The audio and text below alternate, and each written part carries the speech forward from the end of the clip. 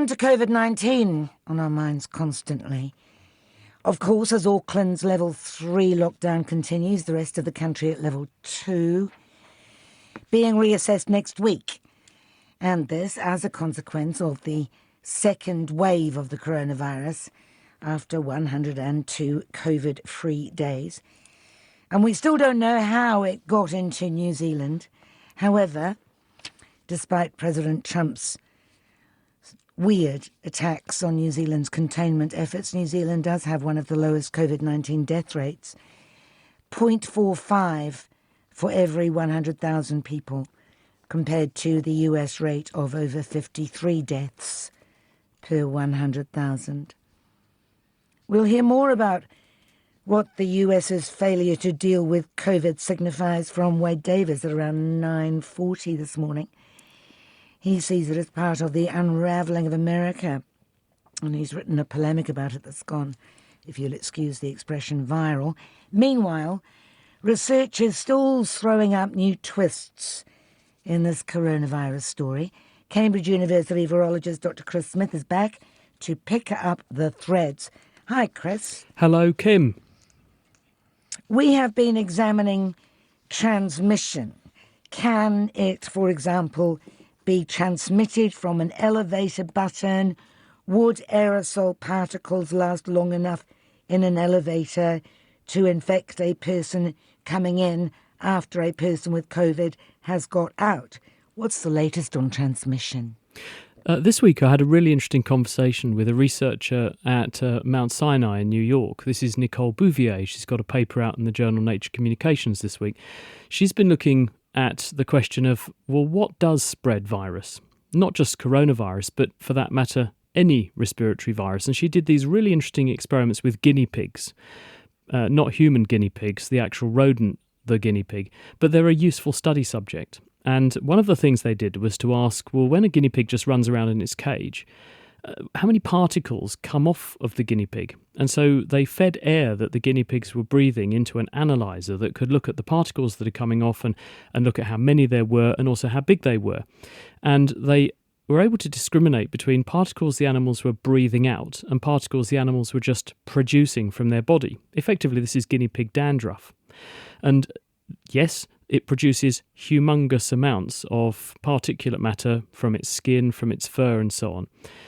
Then they infected the guinea pigs with flu, and not surprisingly, an infected guinea pig could pass the infection to an uninfected guinea pig. But when you exclude from the equation respiratory droplets, these are the things that we've obsessed about so far with coronavirus, worrying about what we're breathing and coughing out into the environment. They did their experiment in such a way that they could control for the respiratory droplets. They found very efficient transmission from animals from their coat to other animals. And the point she's making is that the virus and coronavirus is very similar to flu in many respects. And so what goes for flu probably goes for the transmission of coronavirus as well. They're the same sorts of size of virus. They're the same sort of type of particle. They both would have come out of the respiratory tract. But in this instance, by putting the virus onto the coats of the animals, they were able to get efficient transmission. And so she's highlighting the fact that other things can ferry virus particles around in the air. So we ignore these things at our peril. For example, in hospital, when you've got people donning and taking off PPE, for example, it's possible to create a cloud, a bit like her guinea pigs, of virus particles on the dust that comes off of protective equipment. And the virus goes on those dust particles and travels around the air and can be breathed in by other individuals and can transmit. So a very interesting learning point this week that it's not just respiratory droplets we have to worry about, because a person who's ill and, say, confines themselves to bed, they may be breathing out virus onto their bedding, and then the partner comes along and gives the sheet a good shake or helps to plump up the pillows or whatever, ejecting enormous amounts of virus into the air around that person potentially. So another thing to think about. For me, the big wake-up call, to worry about. Well, I was just going to say Sorry, carry on. the big wake up call for me, I think, has been in recent months the realization of quite how many people have this virus and have no symptoms whatsoever. And this is another major contribution to why we are seeing so many cases of this and why it's spread so efficiently around the world, because maybe 2/3 of people have no symptoms whatsoever despite being infected and potentially being infectious, just like a person who does have symptoms. And early on in all of this, the thing we focused on were the symptoms. And we assumed, just like the flu, a person with symptoms is probably a person who's infectious. A person without symptoms is probably trivially infected and probably not passing the virus on. That turns out not to be the case. We're looking at the use of saliva testing, which may be more sensitive than the normal swab test. Research seems to have shown that these saliva tests can detect COVID-19 when nasal swabs have come up negative, and it's easy. That would help if it's true that cases are much more widespread than we realise.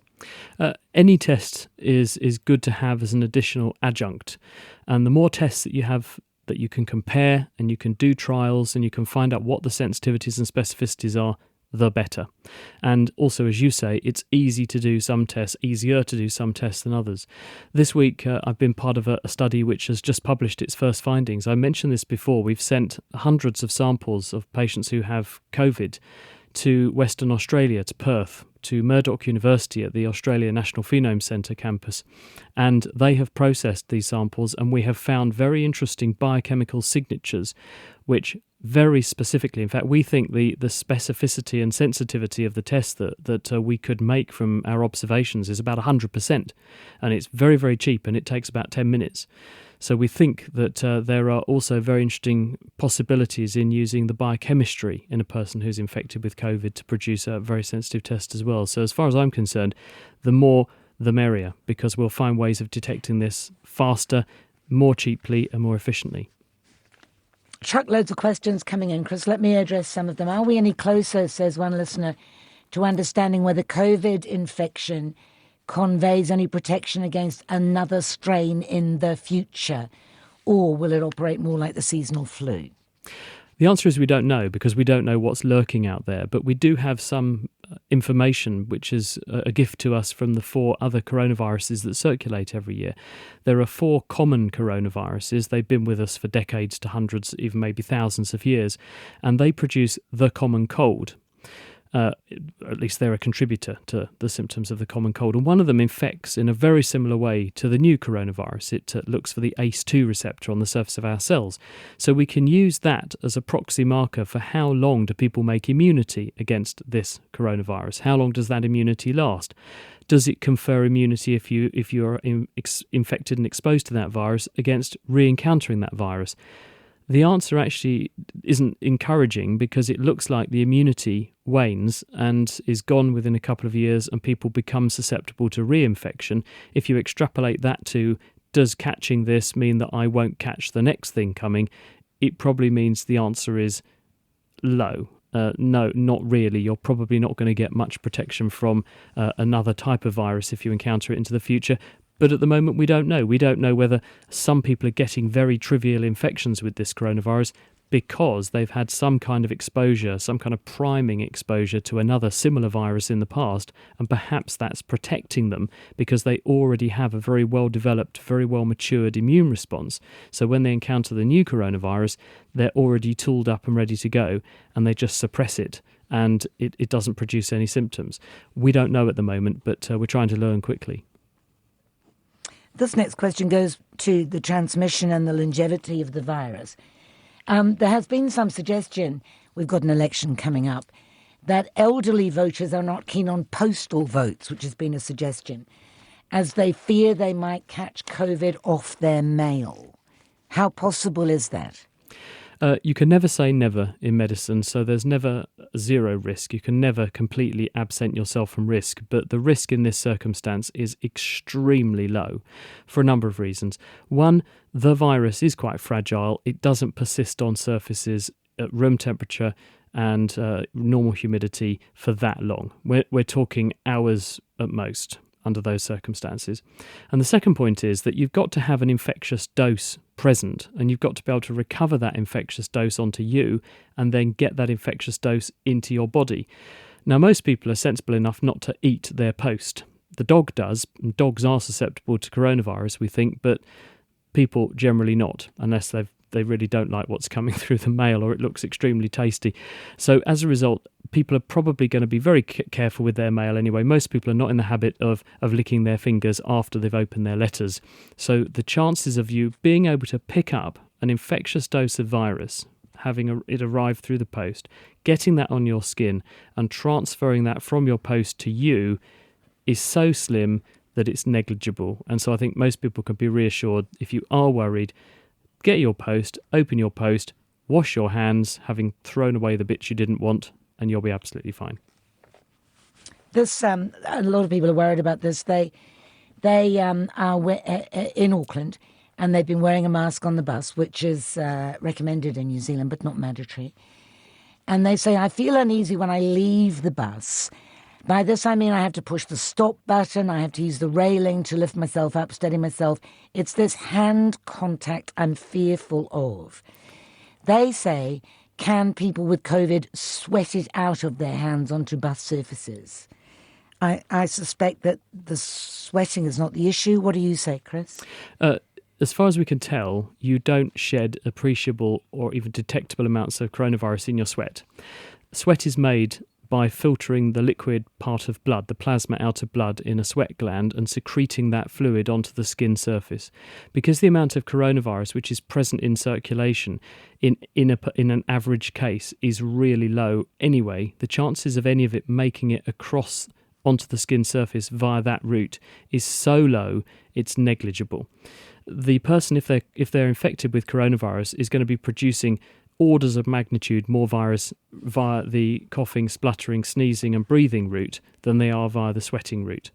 But as we alluded to at the start of this part of the programme, the study on the guinea pigs with flu shows that pretty much anything coming off your body, if you've been symptomatic and have transferred virus to your body, it could ferry virus away from your body. And that goes for contact with surfaces as well.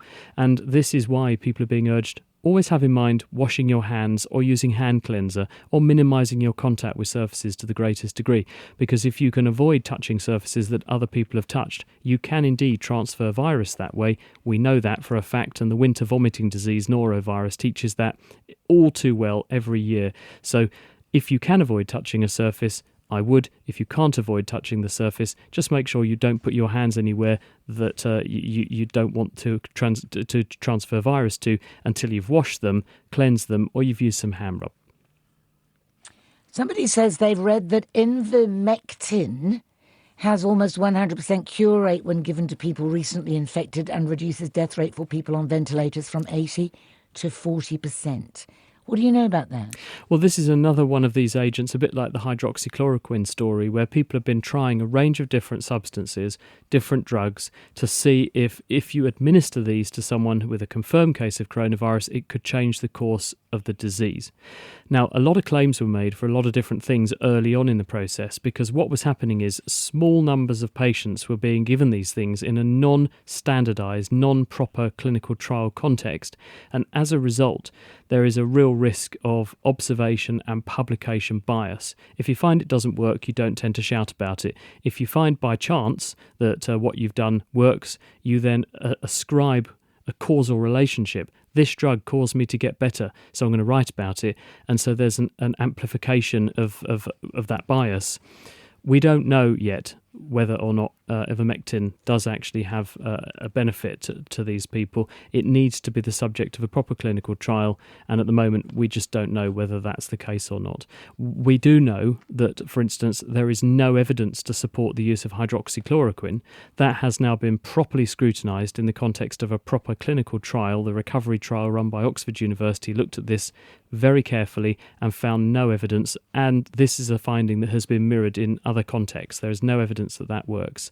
But dexamethasone, the steroid drug, which was used as part of the same trial, that did show a strong benefit in people who are most severely unwell, and that can change the outcome by reducing mortality by up to 30%.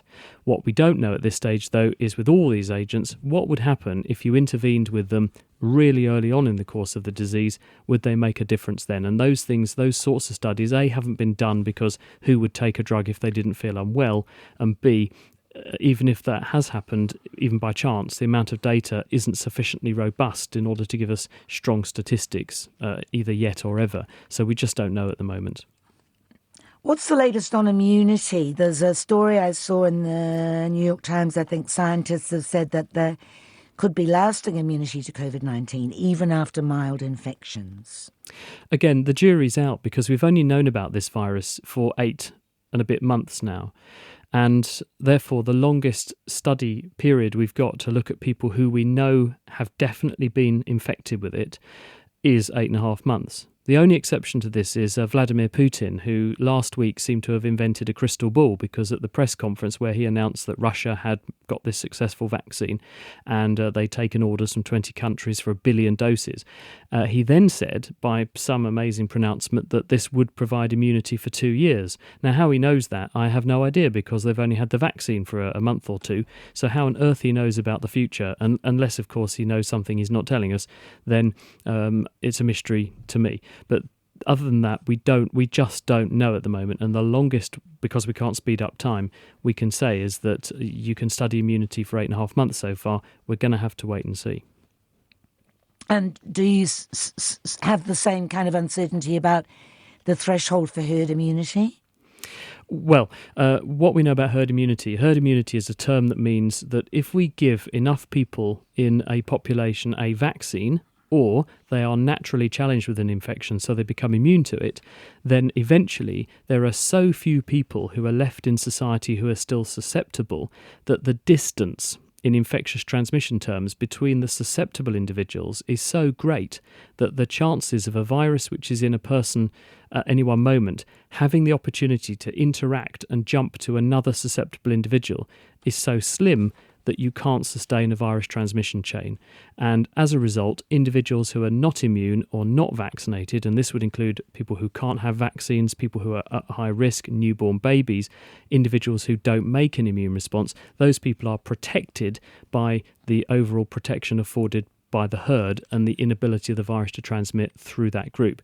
Now, at the moment, we don't know what the threshold would be for herd immunity in the context of the coronavirus, but we do have some equivalent markers and directional data for things like measles, mumps and rubella. We know that we have to get to about 95% of the population with a vaccine, and that allows for some people to be a vaccination failure. In other words, it just doesn't produce lasting immunity in those people, some people who don't have the vaccine, and that means that we probably get immunity in between 80 and 95% of the people who get vaccinated, and that produces the right threshold to keep those viruses at bay.